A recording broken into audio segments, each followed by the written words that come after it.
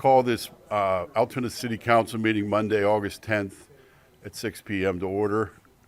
We'll take a moment of silence.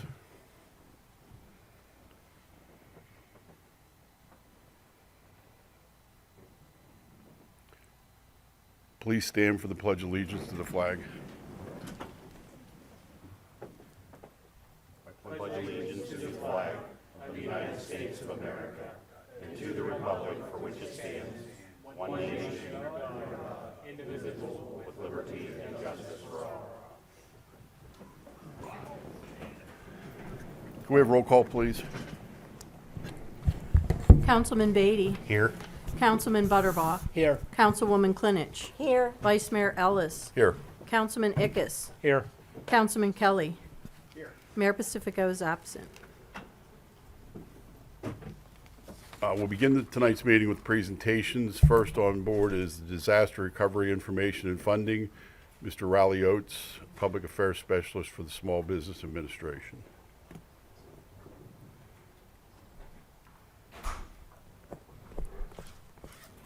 Good evening. Thank you so much for your time this evening.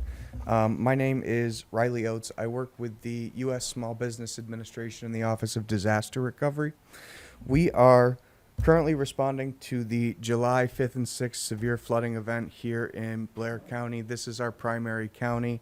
The Small Business Administration provides two different types of programs. The first is a physical damage program for renters, homeowners, small businesses, and nonprofits.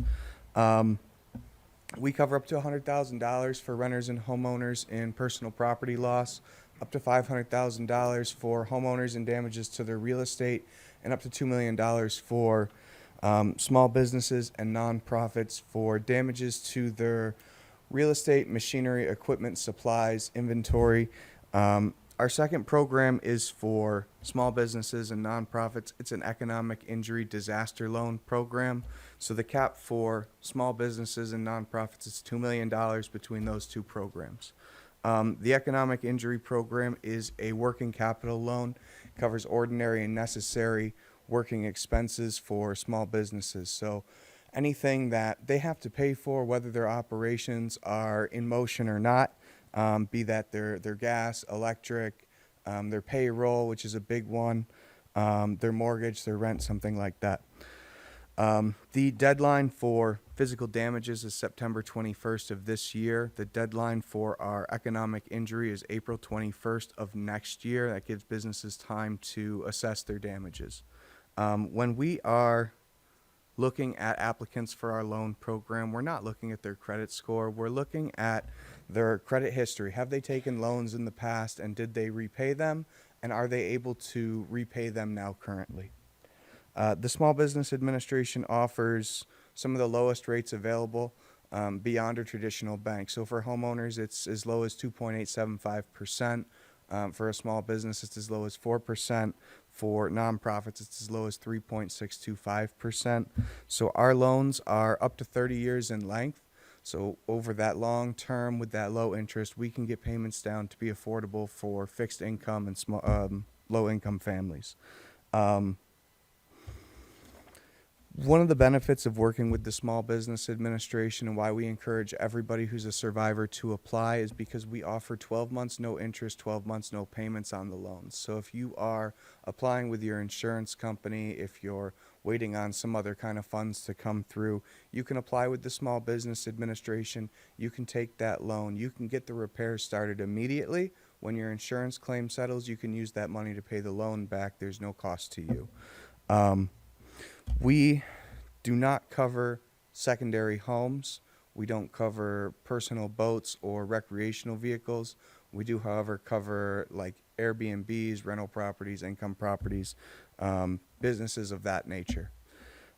For anybody who takes a loan with us, we can provide up to 20% of their damages as additional funding for mitigation.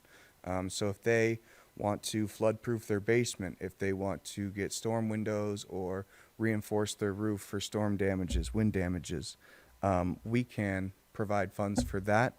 The risks that you mitigate don't need to match the damages that you incurred.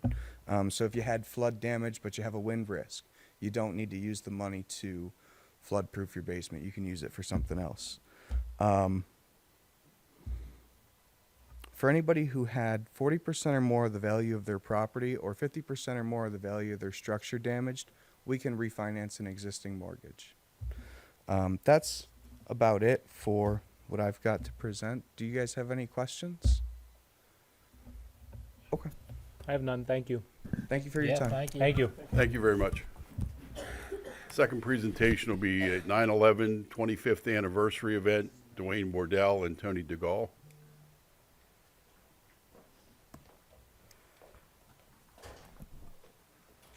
Mr. Ellis and members of council and guests, my name is Dwayne Bordell, and I serve as the chairman of the 9/11 Memorial Service, which is going to be held this year on September the 11th at 7 p.m. at the Jaffa Shrine. If you recall, 25 years ago, 3 airplanes left out of the New York and Boston metropolitan area, and then a 4th out of Washington into the cities of New York, Washington, and close to home, Shanksville, Pennsylvania. This is the 3rd time that I've served as chairman for this event, the 15th, the 20th, and now here it is, 25 years later, and we remember that vivid day. So as a result, on behalf of the city and the county, we are holding this memorial service at the Jaffa Shrine. It's open to the public, no cost for admission. We have a complete program, and our speaker this year is Mr. Pat White from Hamburg, New York, who happens to be the past president of the Friends and Families of Flight 93 in Shanksville. Congressman Joyce will also be on the dais, and Carolyn Donaldson is serving as our mistress of ceremonies, along with an array of entertainment. Here to tell you more about the program itself is our public relations director, Tony DeGaulle, from the Altoona Johnstown Diocese. Thank you, Dwayne. And yes, when I came in, a gentleman here thought something was going on with the diocese, and I told him I'm moonlighting. So hopefully the bishop will indulge me tonight. First of all, I want to thank you for having us, and I salute all of you for your tremendous community service. You're all a blessing in our town, so thank you for all you do. Yes, as Dwayne said, we are eagerly preparing for our event on September 11th at the Jaffa Shrine. As he mentioned, Mr. Patrick White of the Friends of Flight 93 Memorial will be the keynote presenter. We also have a great deal of musical entertainment. A young woman by the name of Victory Brinker, who is known for her role recently on America's Got Talent. Not something I typically watch, but I think a lot of people do, and I think that will be a wonderful part of the evening. We also have many local musicians, musical groups planned, the Altoona Community Chorus, the Blair Concert Chorale, the Orpheus Singers of State College, so many community musical groups will be present. Also, a very, very special part of the evening is what we call a walk of honor, in which we invite all local firefighters, police officers, and emergency workers to be present, and they walk into the building at the beginning of the evening, and we salute them. Blair County Sheriff Jim Ott is heading that up for us, and tonight we certainly extend to all firefighters, police officers, and emergency workers to be part of this. We also recognize the work of local religious clerics in our area, knowing how important they are, and they are part of this as well. This event is something that is very important to us every 5 years. You know, as I was telling this young reporter from the Altoona Mirror earlier, I certainly remember where I was on 9/11. I was a television executive at WTAJ, and that first plane hit the tower, and my first response was, it's an accident, it's a fluke. Well, a short time later, I saw on TV as it was happening another plane hitting, and I knew it was by no means an accident. Then, a short time later, the Pentagon, and then close to home in Shanksville. And I think at that point, there was a fear among all of us, what is going to be next? None of us knew what that day was going to continue to hold. It was probably one of the most consequential days of my lifetime. And it is important every year to mark this anniversary. And here in the city of Altoona, we do it every 5 years. So we certainly extend an invitation to all of you present tonight and to every resident in our community to be with us on September 11th at the Jaffa Shrine. I also remember about that day and the days and weeks to follow the incredible national unity. What a remarkable coming together. No matter your political party, no matter your faith affiliation, we were all Americans. How far we've come 25 years later with the division. So it's important to recall that time in our history as well. So again, we invite everyone to join us September 11th at the Jaffa Shrine in Altoona. As Dwayne said, there is no cost. Just come and join us and be part of us and our commitment to never forget what happened on September 11th, 2001. Thank you very much. Thank you, Tony. The final presentation for this evening is the 2025 audit by Mr. Dan Bradley from Young Oaks and Brown. Thank you, Mr. Ellis. First of all, I'd like to thank you as council for your continued confidence in our firm. We greatly appreciate the relationship we have with the city. I'd also be remiss if I didn't thank Mr. McGuire and the remaining staff, but most especially Jim Garrett, for all the courtesies and cooperation they extended to us during the course of the audit. It was much appreciated, so thank you. With that being said, I believe you all have a copy of the audit report in front of you, so I'm going to just quickly walk you through the audit report.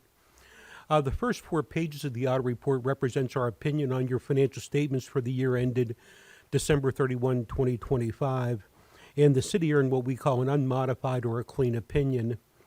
Pages 5 through 12 is management's discussion and analysis. This is the document put together by Mr. Garrett that talks about what happened from the city's perspective for the year ended December 31, 2025.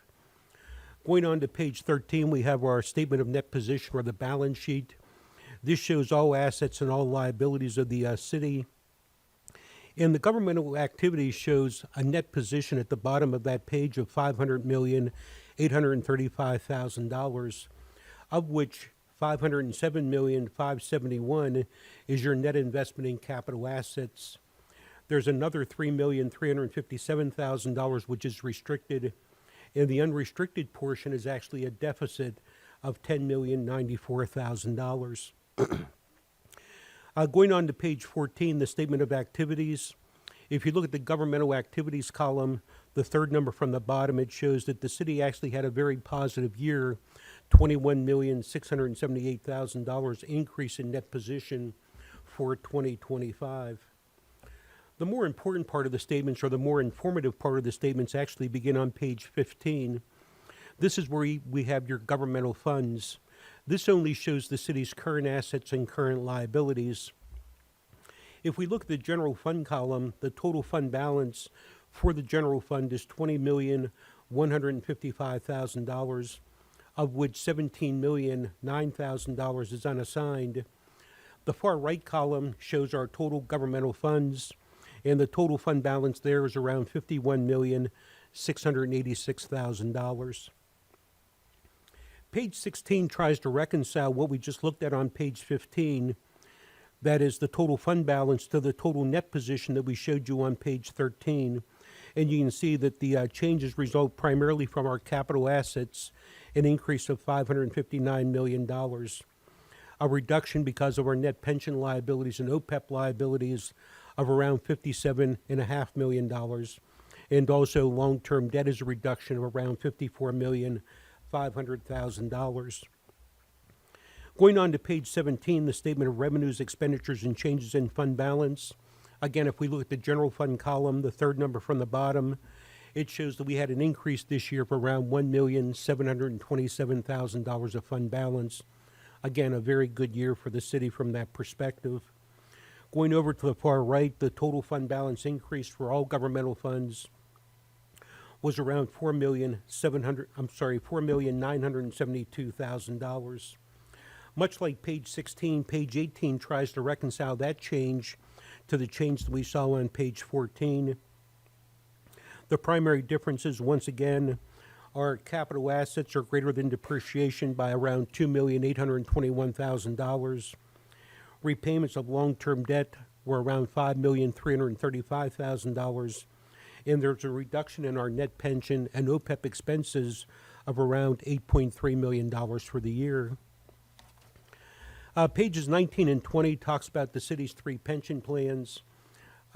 The total net position for all 3 of those plans total around $128 million, and the increase for the year was around $13.9 million. The largest part of your financial statements is actually the notes. They begin on page 21 and continue through page 89. I had talked to Jim earlier and talked about going through these in detail. Jim told me that was not a good idea, so I'm not going to do that with you folks, but rather just want to highlight a couple of things.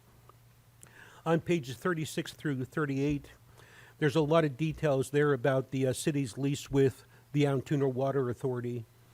On pages 38 and 39, there's a lot of details about the city's capital assets.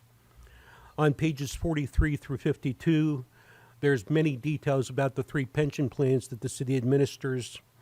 On pages 63 through 75, we have a lot of details about the other post-employment benefit liabilities that the city has for the police and the fire.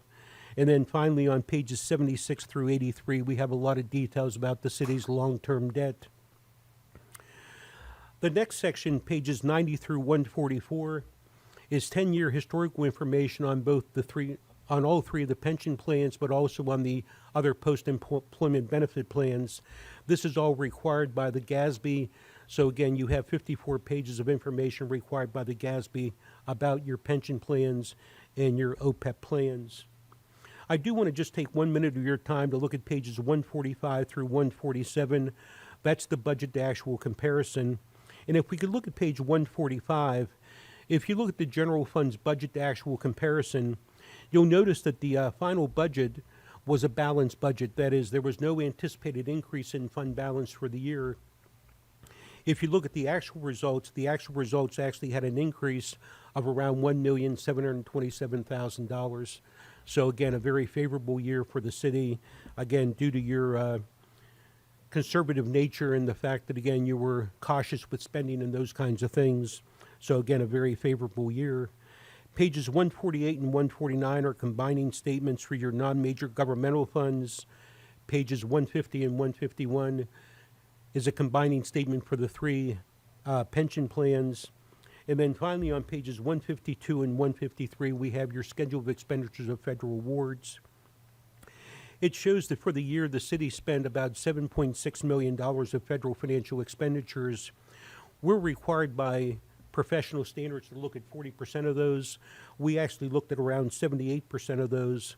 The 2 major programs we looked at were the coronavirus state and local fiscal recovery program and also the home program. And we had 2 findings related to the cities. These are listed on pages 160 and 161. If there's any questions at all about the audit report, I'd be more than happy to answer them at this time. Dan, would you be able to, in non-accounting terms, clarify for our friends in the media what it means for a clean opinion to exist? What we mean by a clean or an unmodified opinion is that there's no material modifications or there's no material misstatements in the audit report. That is, that all the numbers have been audited and that, again, there's no material numbers that are different from what we've audited. And again, materiality is an important concept because we don't audit to the penny on every one of these accounts, but rather we establish a certain level and say below that level is considered immaterial, and based upon that, there's no material misstatements that we identified. Thank you. Thank you. Thank you for your Dan. time. Thanks, Dan. We will now open the floor for public comment. Please limit your comments to 3 minutes. Approach the podium, speak directly into the microphone, state your name, address for the record, and you have the opportunity to speak at this time. Good evening, members of council. My name's Dan Stuckey, and I live at 106 Halleck Place, out in the Lisbon section of Altoona. And within the neighborhood, we have a small grass triangle basically it's roughly 70 foot by 60 foot by 50 foot. Where it's at is if you turn off of Ruskin Drive onto Halleck Place, just a block down from Ruskin Drive, that's where this small triangle is. You probably would recognize it better with two rather large pine trees that had been there. Well, about 5 or 6 years ago, I came before council and the mayor, and I wanted to cut down the largest pine tree there. It was in bad shape, and I was going to replace it with a flagpole and another tree of choice of the Shade Tree Commission. And eventually, through a lot of time and effort, was finally turned down by the Shade Tree Commission, and because they don't want the tree taken out.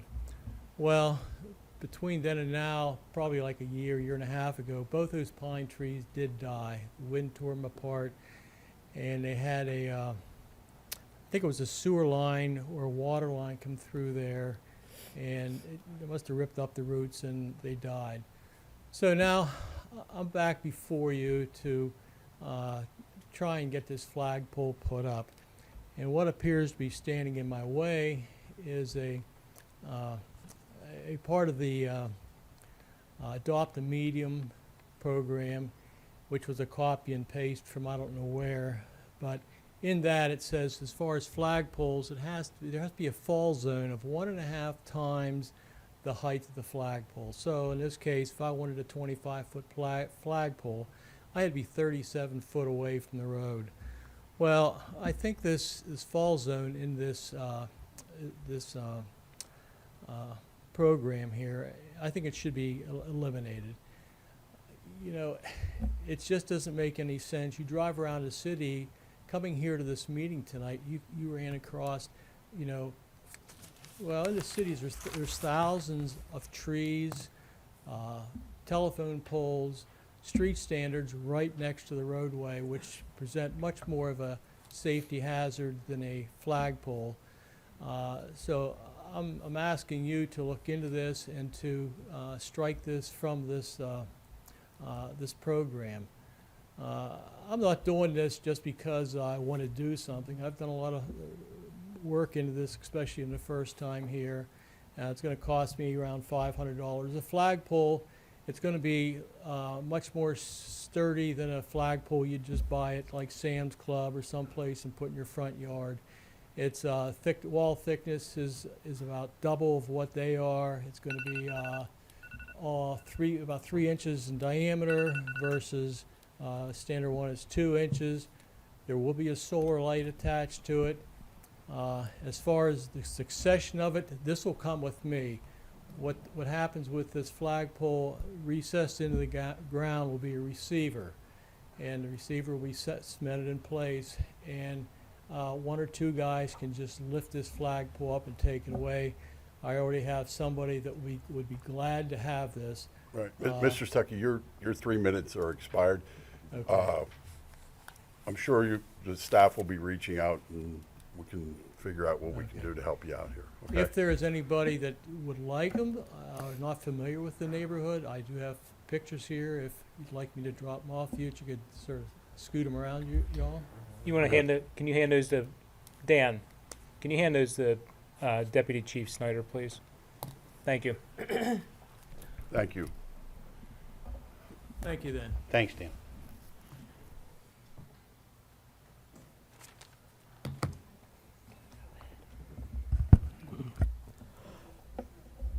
Devin Saylor, 1515 25th Avenue. In February of this year, Council had a work session. Among the many topics discussed, it was the first public conversation of an urban camping ordinance. According to Councilman Ellis, he and our city manager went to Pittsburgh to get some ideas on how to deal with the homelessness issue. They said they had spoken with their officials and sought to create an ordinance that mirrored the Pittsburgh urban camping ordinance, one that above all else would not become a means to criminalize homelessness. You see, when I sat down and I researched the Pittsburgh urban camping ordinance, I found that if this council did copy their advice, it was upside down, backwards, and in Braille. The ordinance you might have actually pulled from was the City of Pittsburgh's Park Ordinance, which established no camping in public spaces or parks, which is one paragraph and doesn't include any language about fines or penalties. The actual ordinance of the City of Pittsburgh, known as the Final Encampment Policy Memorandum, the first thing it does is establish plainly that the ordinance is about respecting the unhoused. It establishes a procedure on identifying an encampment, giving proper notice, what constituents an immediate cleanup, what constitutes an immediate cleanup, and even how the homeless person's things will be collected and held onto until they find housing. In addition, they get a 7 days, at least 7 days, to leave or make accommodations with a social worker, which, given our system here, I would assume that would be very helpful because the options for temporary housing can be shifting. That ordinance sounds like a goal that its goal is to help folks off the street while offering grace and dignity to their situation. And this one also does not mention fines or penalties. So what does the City of Altoona's urban camping ordinance do? It first establishes the definitions of what urban camping is, public property, and personal property, so it can immediately tell you that if you are caught camping or storing your belongings in a public street or a public park, you can face a fine or up to 90 days in prison. If you are caught sleeping on a bench, sitting on a sidewalk, you can face a fine and or 90 days in prison. I have heard a lot of mention of social workers, and the ordinance does not mention the word social worker not one time. The definition of criminalization is the formal process where certain behaviors and actions or groups are turned into crimes by law or by strict law enforcement. If you create a law that makes homelessness unlawful, I'm sorry, but this ordinance's sole intention is to criminalize homelessness. And no, the truth, all right, how about this? I think the best case scenario, sorry if I hit somebody, I think the best case scenario here is that why don't we use the bits and pieces from the ordinance that I just mentioned from Pittsburgh and implement that. It offers grace, it offers dignity, remove the fines, remove the penalties. I think that if you offer people a better living situation, now I understand not always, but generally they're going to want to go to that housing situation. And that's just my 2 cents on the matter, you know? So thank you guys for your time, and I appreciate it. Please pick up your trash. Oh, I will.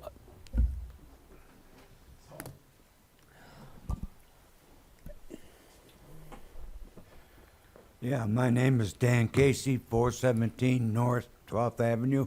There's a couple expenses that has occurred recently around here. Now, when the big boy come to town, that used quite a bit of water. Now, was that picked up by a volunteer or some organization? And the second one is that Mangione, when the detectives and everything had to go to New York. How was that covered? Does anybody know that and give me an answer? Or the public an answer, really? Thank you. Thank you.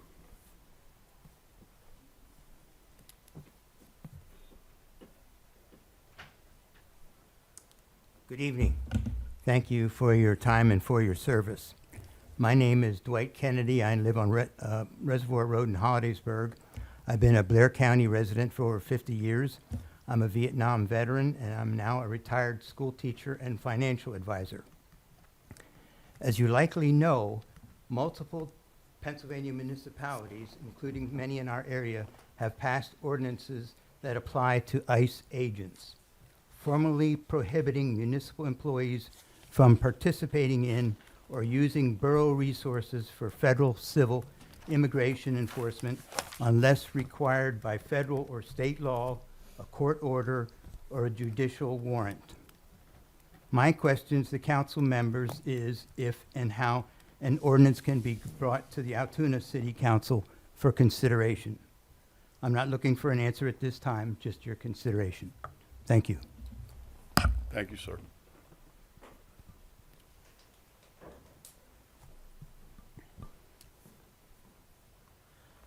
Good evening. My name is John 141 Apple Lane. I'm here to talk to you guys about my repository bid on 13, 14, and 16 on North 4th Avenue. I'm not a developer or a flipper or investor. I'm just somebody, a resident renting, looking for a place to call home. I left the Baltimore area a couple years ago to be up here with family, my sister and nephews, grandmother, extended family. Everybody is up here in the city. To better understand the layouts, Frank, the other gentleman putting in a bid, he owns two pieces of property bookended by, was it 1326 and 1318, and I own 1318, and we're both bidding on 1314, 16. I learned about the repository bids and the judicial and all those in March, started researching it, and saw that there was a property that was on the repository list as well, and then a neighboring property on the active judicial list. So I registered and showed up to the auction, placed a bid uncontested, and when I went to pay for that one, put in my repository bid for the same amount. It had been sitting for a year, so I didn't think that there was very much interest in it.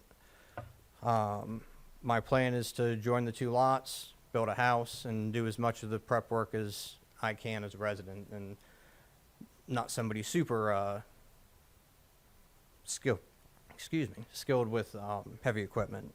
I'd like to build my future here and hope that my bid gets approved, and hope you all have a good evening. Thank you. Thank you, sir.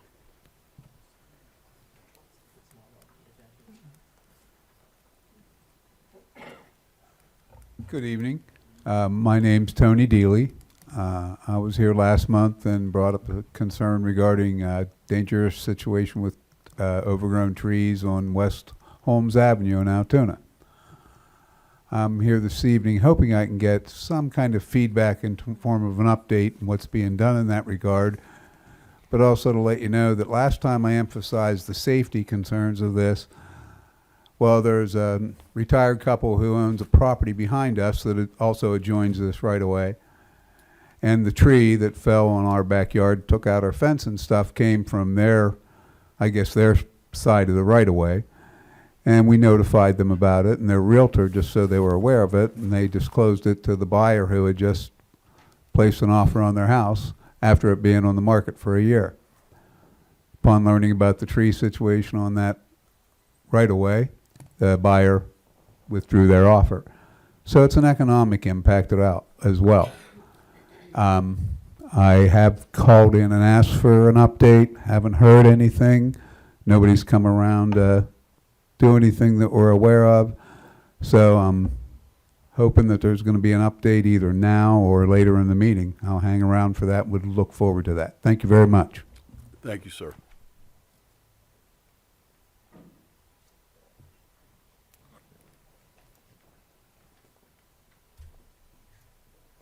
Major Chris Blessing, the Altoona Salvation Army, located at 1813 6th Avenue.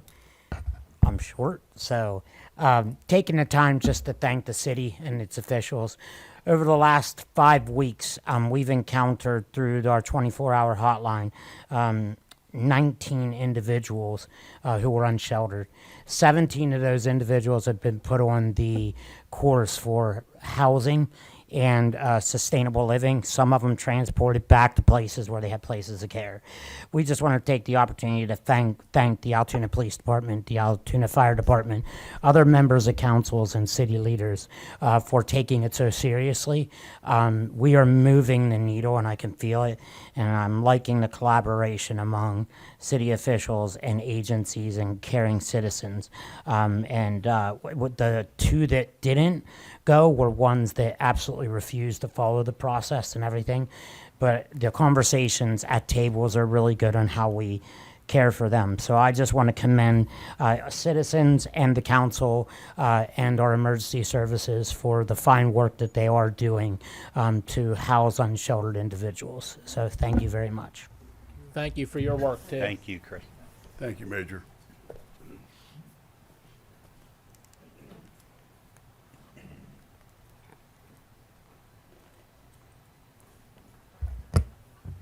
Caleb McCoy, 1327 30th Avenue, just right up the street here.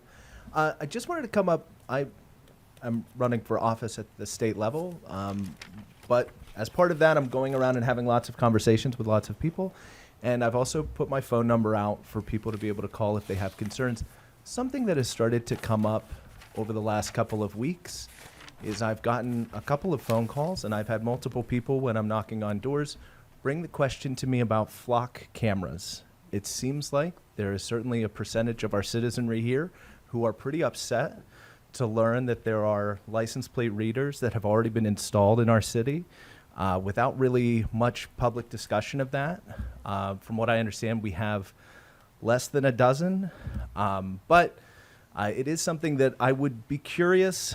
It's not something that is being addressed at the state level, as far as I know, but from what I understand, several cities around the country have been implementing limits on those, or they are, doing things to make sure that citizens are protected and that their privacy is being respected. I would be curious if that's something that y'all would be interested in putting together some sort of ordinance or resolution for. That's my time. Thank you. Thank you, sir.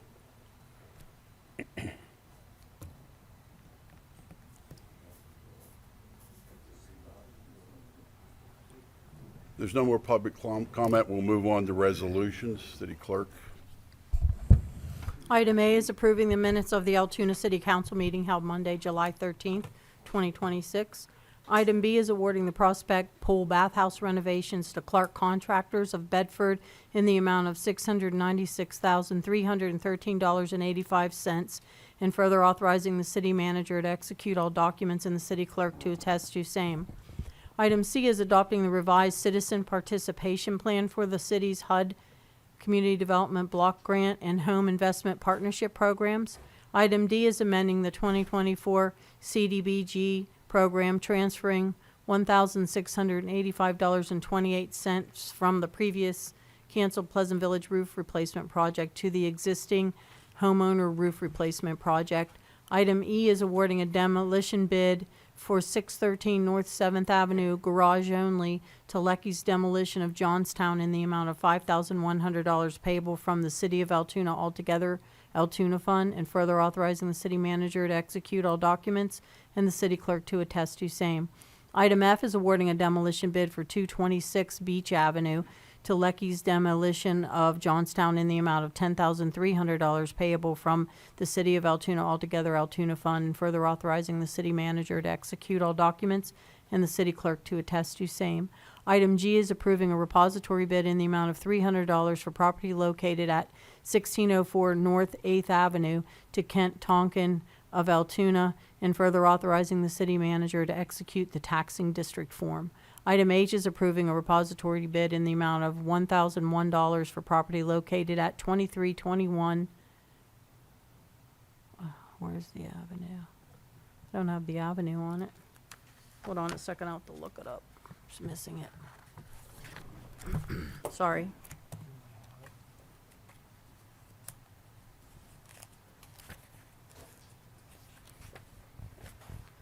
It would be 2321 West Chestnut Avenue to Jose Volney de Souza Matos of 2515 West Chestnut, and further authorizing the city manager to execute the taxing district form.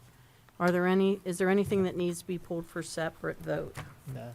I looked into these and the paperwork seems to be in proper order here, just so y'all know.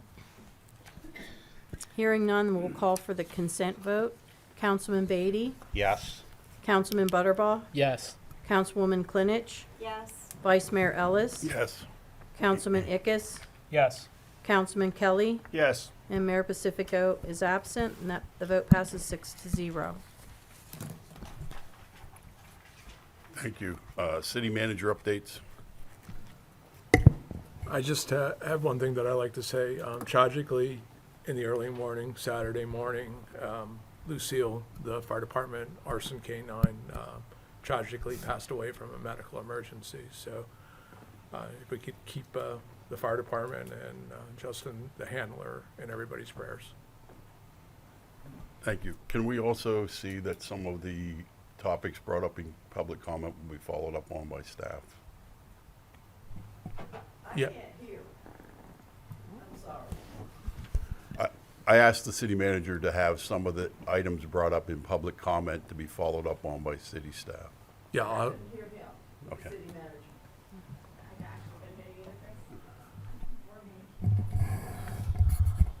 What I had said was, tragically, in the early morning hours of Saturday morning, the fire department arson K9 tragically passed away from a medical emergency. So I'm just asking that everybody keep Justin, the handler, in everybody's prayers. And yes, I will. Anybody that had a question, I'll answer some questions after, and there's a couple that are going to need some research, so I'll get with you. But I can answer most of the questions when we adjourn. Thank you. Council discussion items, Councilman Kelly. Thank you, Vice Mayor Ellis. I just would like to extend on behalf of the Jaffa Shriners our thanks to the police department and the fire department for their quick response on the incident that occurred on July 14th. A month earlier, we had a big celebration celebrating the building being placed on the National Registry. And then exactly a month later, we had a break-in, some serious vandalism, and what would have been an attempted arson, which could have been very tragic. And the police and fire department responded extremely quickly, and we are very thankful for that. So, kudos. Thank you. Councilman Dickus. Thank you, Vice Mayor. I do want to take a minute and commend our finance department here, as well as city operations in general, with another strong performance here, given the audit. Wasn't that long ago that there were some challenges with city finance and operations, and I think it's really nice to see the city in a much better position. Subsequently, I would just caution that I think it's important that we be good stewards of taxpayer dollars, but at the same time, focus on not jeopardizing providing services. So whether it be public works or code inspections, police, fire, that we're able to work toward meeting those continual needs.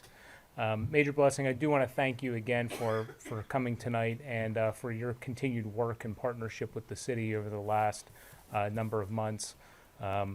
I can speak, I think I'll speak for everyone here, even though that's not my role. But you and your organization have been a tremendous help to the city over the last couple of months, so thank you again. That's all I have, Mr. Mayor. Thank you. Thank you. Councilman Butterworth. Nothing at this time. Thank you. Councilman Beatty.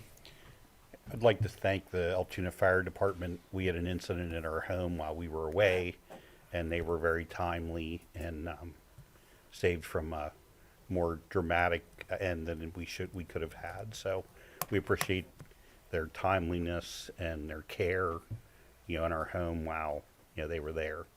And Major Blessing, I also want to thank you for the work in getting the homeless resettled, and that's something that the city council is working very hard to make sure happens in a timely manner.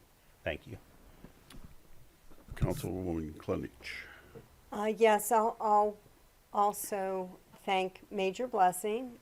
He helped me with a homeless person that walked into our church one Wednesday evening.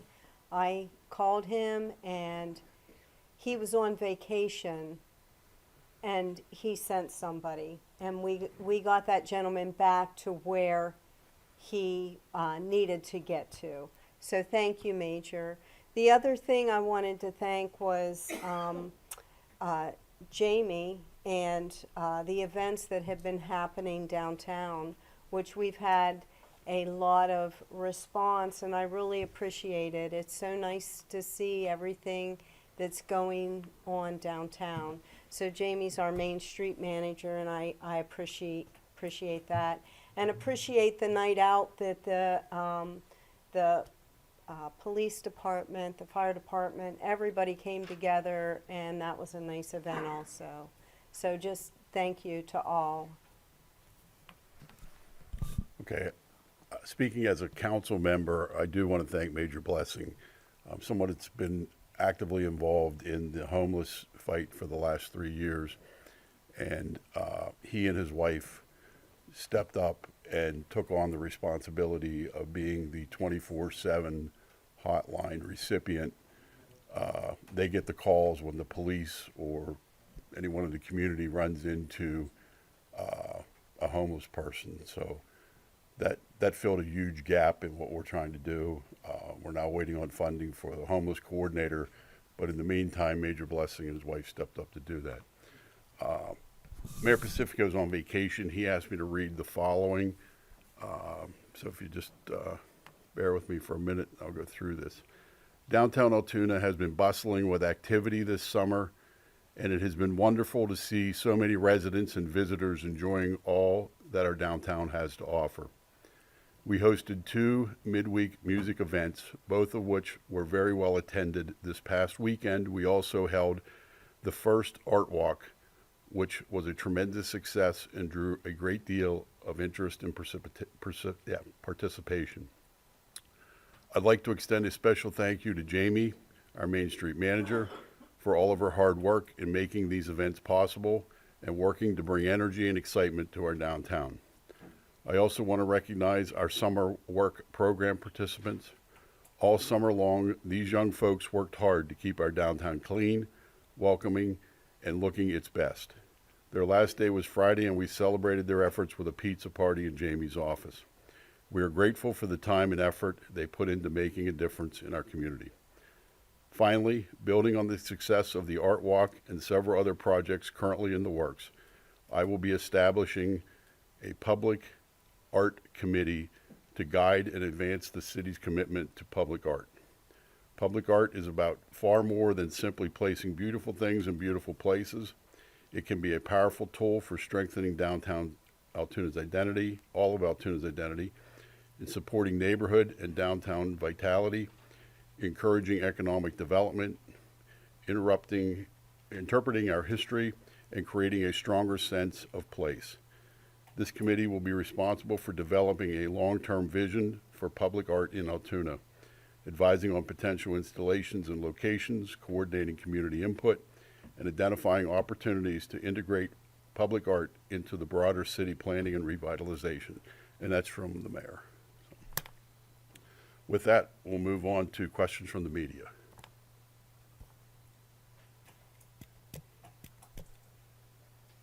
No questions, we will allow adjourn.